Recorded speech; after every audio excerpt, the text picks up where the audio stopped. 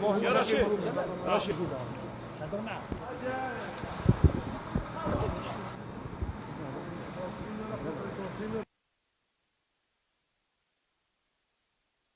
ستكون صعبة للفريقين، بصح احنا ان شاء الله رانا احنا شبيبة القبائل رانا موجدين المقابلة هذه ان شاء الله. احنا نستناو ان شاء الله الدعم تاع الجمهور، وباذن الله ان شاء الله سنحقق الفوز.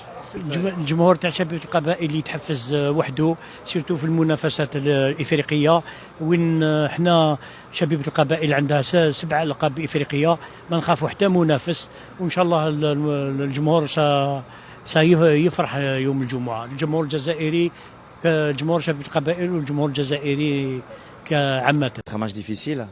Ils ont fait match nul le dernier match. Une équipe qui a du potentiel, même si en championnat on sait que tout ne va pas très bien pour eux. Mais un match de Ligue des Champions, en plus à l'extérieur, en Algérie, c'est toujours compliqué, on sait à quoi s'attendre. Bon, on est obligé, quand on défend le titre, quand on défend les couleurs du WAC, on est obligé de jouer pour gagner tous nos matchs.